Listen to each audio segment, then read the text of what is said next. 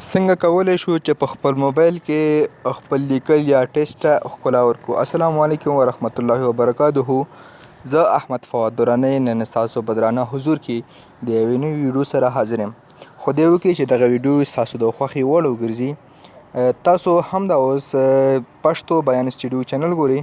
که چیرې دغه چینل تاسو سبسکرایب کړی نه وي نو هیله ده زموږ چینل سبسکرایب، لایک، کومنټ، شیر مه هیروئ تر څو زموږ د پاتې ویډیوګانو څخه تاسو برخمن شئ. زموږ نننۍ موضوع چې ده موږ څنګه کولی شو چې په خپل موبایل کې ټیسټ یا لیکلو ته ښکلا ورکړو یا په ښه شکل یې جوړه کړو. نو راځو ویډیو ته. نو ګرانو دوستانو، تاسو زما د موبایل د سکرین پر مخ تاسو کتلی شئ چې ټیسټ آی آر ټي په نام اپلیکیشن د ما سره انسټال دی. که چیرې تاسو سره انسټال نه وي نو تاسو به راشئ د پلی سټور په برخه یا په اپلیکیشن باندې به یو کلیک وکړئ. له هغه څخه وروسته به دلته ولیکئ مثلا زه لیکم ټیسټ آی آر ټي. که چیرې ستاسو پلی سټور بند وي نو تاسو کولی شئ د دغه ویډیو د ډسکرپشن په برخه کې دغه اپلیکیشن لینک مې ورکړی ده او له هغه څخه تاسو اتوماتیک ډاونلوډ کړئ. دلته موږ ته ډېر اپلیکیشنونه راغلل. نو خوندور اپلیکیشن ټیسټ آی آر ټي په نامه ده. نو د باندې به یو کلیک وکړم. له دې څخه وروسته په اوپن باندې به کلیک وکړم. له اوپن څخه وروسته مثلا دلته ما لیکلی دی، مثلا دلته ما لیکل هم کړی دی. زه دلته مثلا لیکم لوی افغانستان لیکم. مثلا ما ولیکل لوی افغانستان. نو دلته چې ده زه د دغه کیبورډ له لارې هم لږ ښکلا ورکوم. دوستانو که چیرې تاسو سره سمارټ کیبورډ وي تاسو کولی شئ دغسې ښکلا ورته لا زیاته کړئ. د څخه وروسته دوستانو د بک په اپشن باندې کلیک وکړو. نو موږ سره ایډیټ ټیسټ شو، یعنې موږ لیکل وکړو. که چیرته بیا هم تاسو څه شی غلط شوي یا چې اضافه کړي نو بیا هم په ایډیټ ټیسټ باندې تاسو کلیک کولی شئ. د څخه وروسته ټیسټ آی آر ټي پرسټس باندې به کلیک وکړو. پرسټس موږ سره دغه مرسته کوي چې دغه خط مثلا کوم لیکل چې موږ کړي دغه مثلا کالر یا رنګ یې څنګه موږ د زړه په خوښه اختیارولی شو. نو مثلا ما یو دانه به دلته انتخاب کوم. زما دغه خوښ ده او ما دغه انتخاب کړو. تاسو کولی شئ د ټولو څخه استفاده وکړئ.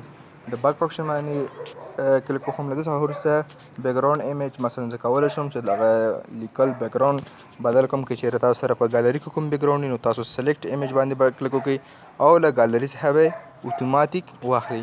او که چیرې تاسو سره په ګالري کې نه وي نو سلیکټ ټیکسچر باندې به یو ساده کلیک وکړئ. له هغه څخه وروسته به راشئ هر یو چې تاسو خوښوي په هماغه به کلیک وکړئ. نو ما دغه سور خوښ شو نو زه به په سور کلیک وکړم. له دې څخه وروسته که نو ایمیج باندې کلیک وکړئ نو نو ایمیج مثلا زه یو بیکګراونډ هم نه غواړم خو باید یو بیکګراونډ وي ځکه چې هغه ته ښکلا ورکوي. له دې څخه وروسته راځو چینج کالرز. مثلا موږ غواړو کومه شعاع چې ده مثلا دا لیکل ورکوي نو دغه اپشن به موږ لاندې راښکته کړو تر څو دغه ښکلا لږ شعاع یې لږ ډېر شي. او که چیرې دغه لیکه چې تاسو ګورئ که چیرته داسې مخ پورته وړو نو د شعاع موږ سره کمیږي او که چیرته مخ ښکته وړو د شعاع موږ سره زیاتیږي. نو دا باید چې موږ سره په منځنۍ ساحه کې. له دې څخه وروسته په باک اپشن باندې کلیک وکړو. د باک اپشن باندې مثلا چینج فونټ باندې به کلیک وکړو. دغه لیکل جوړول دي چې څه ته لیکل د زړه په خوښه مثلا د جوړوي خپل لیکلو ته ډیزاین ورکوي. نو دلته ته راشم زما دا خوښ ده. زه به په دغه باندې لکه سایز یې لږ غټوي ځکه مې خوښ ده. نو په باک اپشن باندې به کلیک وکړو. له دې څخه وروسته به راشو ټیسټ لیئر څخه به استفاده وکړو. ټیسټ لیئر څخه مثلا لاینز سایز او پوزیشن ده. مثلا دې که موږ کومه سې لاینز مثلا موږ کومه سې لاینز ښي طرف ته وړو منځنۍ ساحه کې وړو یا چپ طرف ته وړو نو تاسو کولی شئ مثلا که زه په چپ طرف ته کلیک وکړم نو دغه لوی چپ طرف ته وړي. او که چیرته په منځنۍ کلیک وکړم منځنۍ او که چیرته ښي طرف ته کلیک وکړم ښي طرف ته وړي نو زه به په منځنۍ ساحه کې کلیک وکړم. دا چې ده د ورق سایز ده. که چیرته کومه سې ورق تاسو غواړئ هماغسې ځان د اختیار کوئ. او سایز چې ده مثلا دغې ورقې سایز ده چې تاسو کومه سې داسې د ورقې سایز غواړئ نو دا ماته بهتره ده. زه به په دغه باندې کلیک وکړم.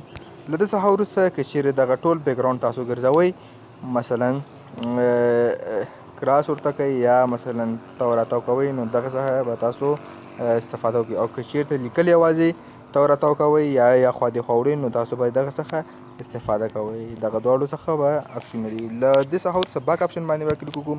له باک څخه وروسته که چیرې د دغه اپلیکیشن په اړه نور هم معلومات غواړئ نو هیلپ ان سیټینګ باندې به کلیک وکړئ تر څو دغه اپلیکیشن تاسو ته معلومات درکړي. او څه وخت چې لیکل هم وکړو نو سیف ایمیج باندې به ساده کې کلیک وکړو.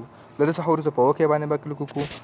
له اوکې څخه وروسته موږ ته د ګالري په برخه باندې به موږ دا سیف کړو. څه وخت چې د ګالري په برخه موږ سیف کړو نو را به شو موږ ګالري ته. نو زه به وځم ګالري ته به راشم. نو دلته مثلا زه به اوس راشم ګالري ته. دغلته راغلم نو دغلته ټیسټ آی آر ټي لیکلي دي نوی. ما دغه نوی جوړه کړه. نو تاسو هم کولی شئ چې دغسې متن او لیکل وکړئ. او که چیرې دغسې ویډیوګانې ستاسو په کار وي نو چینل ځان سره لازمي شیر او سبسکرایب کړئ. د لوی بخښونکي الله تعالی په ذات سپارم. خدای په